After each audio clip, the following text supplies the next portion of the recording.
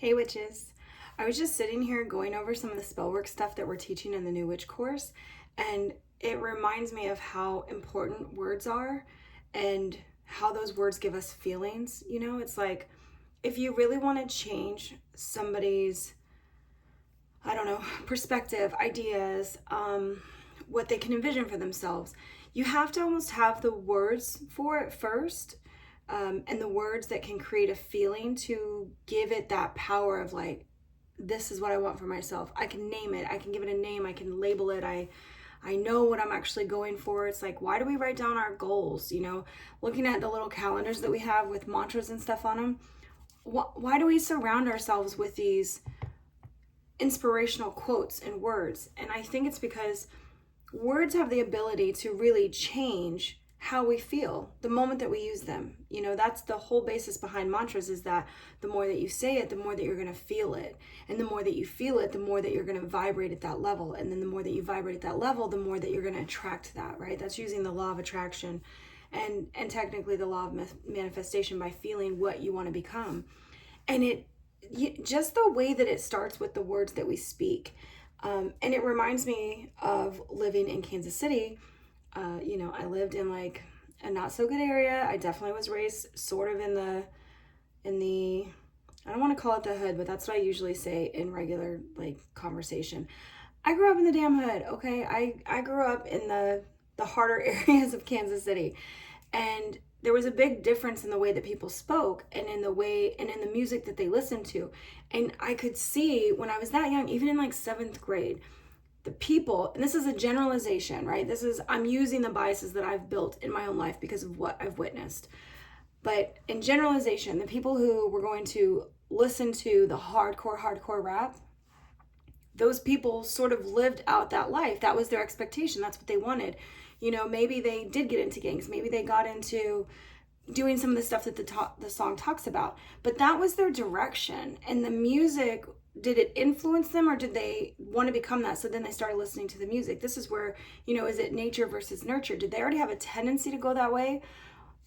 Or is there an allure and attractiveness to, being a gangster and getting out there on the streets and, I don't know, gaining respect?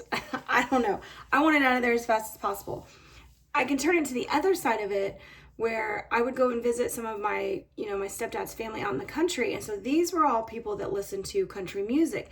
And these songs were 1000% about drinking, having a good time, losing love, maybe hard times in life. Like country back then in the 90s, what I knew of it is a lot of the songs were really emotional or emotion provoking. It was like you could feel deeply in the poetry of the song, maybe, compared to what I heard at school and around, friends and stuff, which was more of that hardcore rap that used a lot of curse words or slang.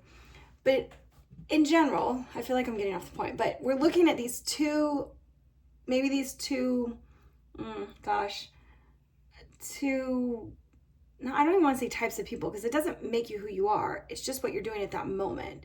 Like I could listen to rap or I could listen to country, and that doesn't mean that I'm one or the other. I might just enjoy both, and they could be different. Like I'm really categorizing here, you guys, so that you can see and imagine for yourself, because I don't want you to just, this isn't just so I can teach you something. It's like you make up your mind too, how words have influenced you.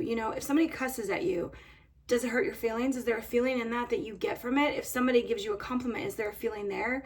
And as we get older, there's more things that words do for us when we get a compliment. If we don't have confidence in ourselves when we get a compliment, we usually like shut ourselves down, make ourselves small, and be like, oh, me, no, this is nothing. I wasn't even trying. No. You don't want to accept it because you possibly don't feel that way about yourself. So you don't let that word into your space.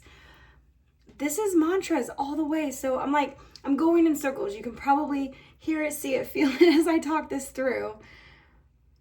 That when we use spell work in witchcraft, or when you use mantras just in your spiritual practice, we're exposing ourselves to words that we want to feel.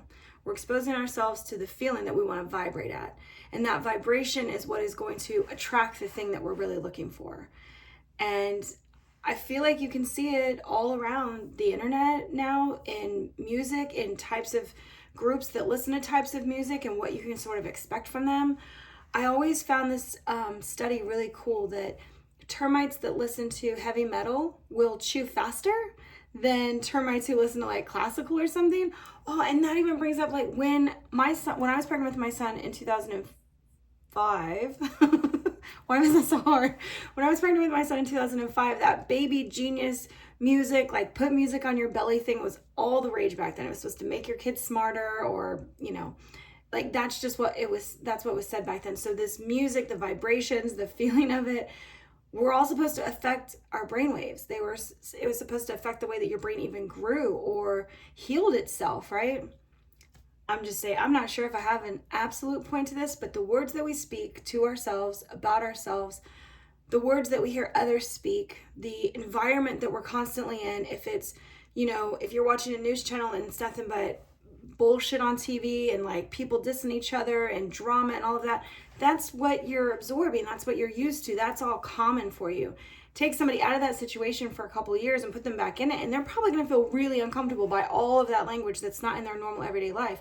Maybe they really are surrounded with a lot of positivity, very healthy mantras, very healthy talk, you know, conversations that are meaningful and deep, where they're respected and listened to. It's a very different place to come from when you are in a school or an education system where you're a minority, possibly, where things are not fair for you, and the language that spoke to you is almost like, you don't really matter, like we're not going to worry about you because you're not truly, you know, like you're not the norm, so we're just going to put you over there and not worry about it. We're trying to you know, get a message to the masses. Maybe we're trying to get more people in this group of things, and they use words to do that. It's the things that people say to one another to get them on board with an idea, or to get them away from an idea even, you know. I mean, I could give a million examples, but honestly, I don't watch the news enough, and all I would be doing is talking about that kind of stuff anyways. And that's not the feeling that I really want to leave you with this video. It's more about looking at what you surround yourself with as far as music, TV shows, you know, radio shows, the people that you're friends with, the family that you talk to. Are these things uplifting? Are they bringing in positivity for you? Are they reaffirming that you can create a life that you desire? Or are they shutting things down and telling you what's not possible for you, and like you're never going to be able to achieve that, and oh, you need to do all these other things before you can ever become something else? You know, they make it seem like change is so hard, or you're not going to be the one that gets it. You know, maybe you tell people that you want to win the lottery and they're like, good luck, you know, and they start all the reasons on why you can't. And what that truly actually relates to is what you're hearing from them is what they actually feel about themselves and what's true for them.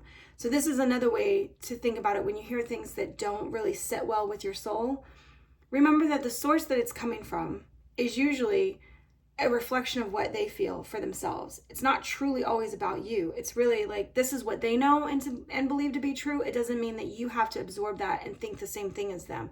You just need to know what's true for you. And that is, it's limitless. I think that's why people get into witchcraft, is because we don't have the rules that religion has. So we believe that anything truly is possible. And if you want to go to the highs of that, and like magical things are happening all around you, the world is beautiful, you're always running into nice people, wonderful gifts happen, like the universe is always sending you great messages and people in your life, and everything is fucking great, then that's what's going to happen for you.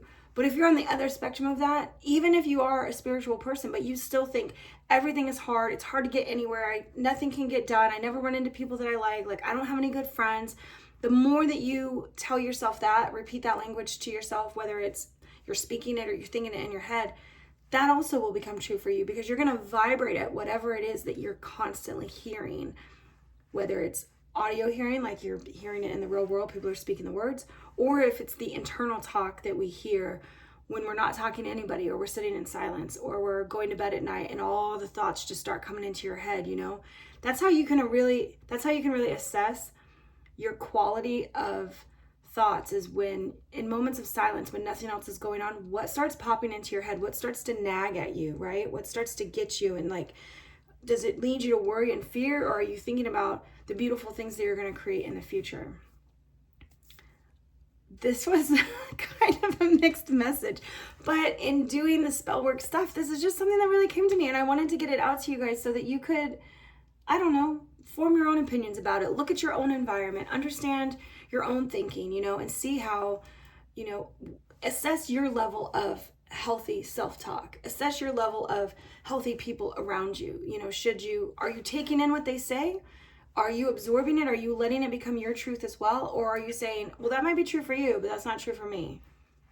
It's just something good to know as we dive deeper into ourselves and understanding who we want to become, because that's what witchcraft is, right? We're always trying to craft that future of what we really want.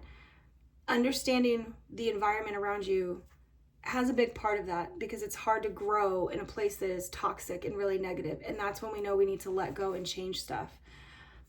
All right, if you guys have any questions about this, please let me know. I know it was kind of crazy. I didn't script this or anything. I like felt it in my bones that I need to talk about it. Fall is coming. This is the time when we just shed all the things that we don't need. This is the easier time of year to do that. And what gets hard after shedding the things that you no longer need is to sit without them when they're gone. It's not comfortable when we let our habits go. It's not always comfortable when we get rid of things that have always been there, whether it's relationships, people, jobs, the place you live, a house, a car, whatever it is. Getting rid of the things that are unhealthy for us starts with recognizing that they are unhealthy. So I guess this is your cue to look around and find out what's unhealthy for you and what you can start letting go of, because it's that time of year. All right, guys. See you next time.